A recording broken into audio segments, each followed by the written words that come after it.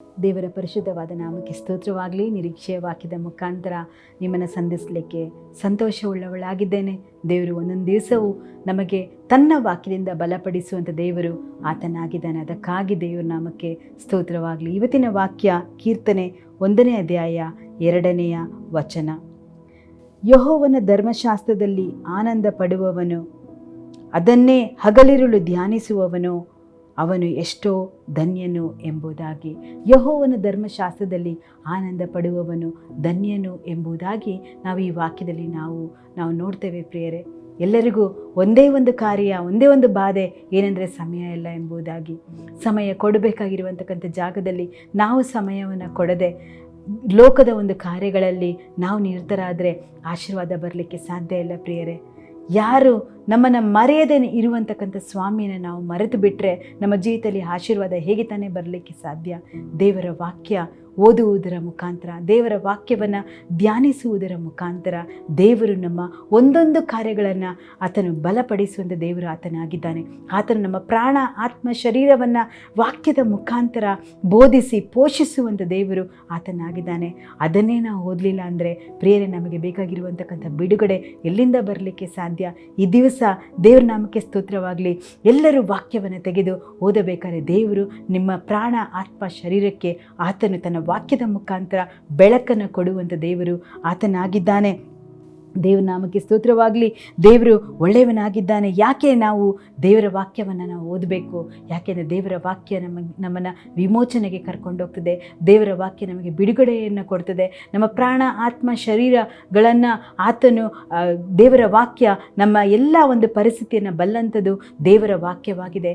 ದೇವರ ವಾಕ್ಯದ ಮುಖಾಂತರ ದೇವರು ನಮ್ಮ ಜೊತೆ ಮಾತನಾಡ್ತಾನೆ ಪ್ರಿಯರೇ. ದೇವರು ಮಾತಾಡ್ತಾರೆ ಎಂಬುದಾಗಿ ನಾವು ಆಲೋಚನೆ ಮಾಡ್ತೇವೆ. ದೇವರು ಯಾವುದರ ಮುಖಾಂತರ ಮಾತಾಡ್ತಾರೆ? ದೇವರು ವಾಕ್ಯದ ಮುಖಾಂತರ ಮಾತನಾಡುವಂಥ ದೇವರು ಆತನಾಗಿದ್ದಾನೆ. ವಾಕ್ಯನೇ ದೇವರಾಗಿದ್ದಾನೆ. ಯಾಕೆಂದರೆ ಯೇಸುಸ್ವಾಮಿನೇ ವಾಕ್ಯ. ಅದೇ ಯೇಸುಸ್ವಾಮಿ ನರವತಾರ ಎತ್ತಿ ಇಹಲೋಕದಲ್ಲಿ ನಮಗೋಸ್ಕರ ನಮ್ಮಲ್ಲಿ ಸಂಚರಿಸುವಂಥದ್ದು ಅದೇ ದೇವರ ವಾಕ್ಯವಾಗಿದೆ. ಆ ದೇವರ ವಾಕ್ಯವನ್ನು ನಾವು ಓದಬೇಕಾದ್ರೆ ನಮಗೆ ಹೊಸ ಬಲ, ಹೊಸ ಕೃಪೆನ ಆತನು ಅನುಗ್ರಹಿಸುವಂಥ ದೇವರು ಆತನಾಗಿದ್ದಾನೆ. ಅದೇ ಕೀರ್ತನೆ 1ನೇ ಅಧ್ಯಾಯ 3ನೇ ವಾಕ್ಯದಲ್ಲಿ ನಾವು ನೋಡ್ತೇವೆ, ಯಾರ್ಯಾರು ದೇವರ ವಾಕ್ಯವನ್ನು ಧ್ಯಾನಿಸ್ತಾರೋ, ಹಗಲಿರುಳು ಧ್ಯಾನಿಸ್ತಾರೋ, ಅವರು ನೀರಿನ ಕಾಲುವೆಯ ಬಳಿಯಲ್ಲಿ ಬೆಳೆದಿರುವ ಮರದ ಹಾಗೆ ಇರ್ತಾರೆ ಎಂಬುದಾಗಿ ದೇವರ ವಾಕ್ಯ ಹೇಳ್ತದೆ. ಅದು ತಕ್ಕ ಕಾಲದಲ್ಲಿ ಫಲ ಕೊಡುವಂಥದ್ದಾಗಿದೆ. ಅದರ ಎಲೆ ಬಾಡುವುದೇ ಇಲ್ಲ, ಎಲ್ಲ ಕಾರ್ಯವು ಸಫಲವಾಗ್ತದೆ ಎಂಬುದಾಗಿ ನಾವು ನೋಡ್ತೇವೆ. ನಾವು ಮಾಡುವಂತಕ್ಕಂಥ ಎಲ್ಲ ಕಾರ್ಯಗಳು ಸಫಲವಾಗಬೇಕಾ? ದೇವರ ವಾಕ್ಯ ಅದೊಂದೇ ಬಲ. ಪ್ರಾರ್ಥನೆ ಅದೊಂದೇ ಬಲ. ಅತಿ ಆಸಕ್ತಿ ಉಳ್ಳ ಪ್ರಾರ್ಥನೆ ದೇವರು ಅಂಗೀಕರಿಸುವಂಥ ದೇವರು ಆತನಾಗಿದ್ದಾನೆ. ದೇವರ ವಾಕ್ಯವನ್ನು ಧ್ಯಾನಿಸಿ, ಅದನ್ನು ಓದಿ, ಅದನ್ನು ಧ್ಯಾನಿಸಿ ಅದರ ಪ್ರಕಾರ ನಡೆದರೆ ನಮ್ಮಂಥ ಭಾಗ್ಯವಂತರು ಯಾರೂ ಇಲ್ಲ ಪ್ರಿಯರೇ. ದೇವರು ನಡೆಸುವಂಥ ದೇವರು ಆಗಿದ್ದಾನೆ.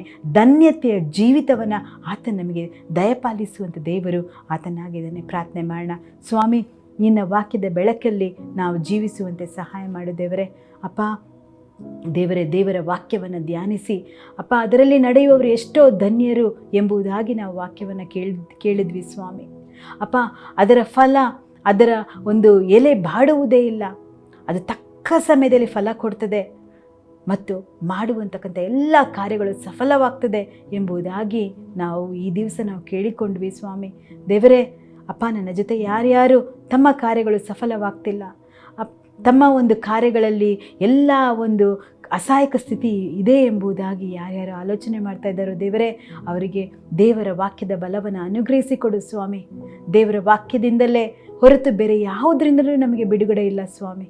ದೇವರೇ, ಆ ಸತ್ಯವನ್ನು ತಿಳ್ಕೊಳ್ತೀರಾ, ಸತ್ಯ ನಿಮಗೆ ಬಿಡುಗಡೆ ಮಾಡ್ತಿದೆ ಎಂದು ದೇವರೇ ನಿನ್ನ ವಾಕ್ಯ ಹೇಳಿದಂತೆ ಅಪ್ಪ, ಸತ್ಯದ ವಾಕ್ಯದಲ್ಲಿ ನೆಲೆಯಾಗಿದ್ದುಕೊಂಡು ನಿನಗೋಸ್ಕರ ಬಹು ಫಲವ ಕೊಡುವಂತೆ, ಆ ಫಲವು ನಿಲ್ಲುವಂತೆ, ಅದು 100ರಷ್ಟು, 60ರಷ್ಟು, 30ರಷ್ಟು ಫಲ ಸಿಗುವಂತೆ ನೀನು ಕೃಪೆ ಮಾಡು ಸ್ವಾಮಿ.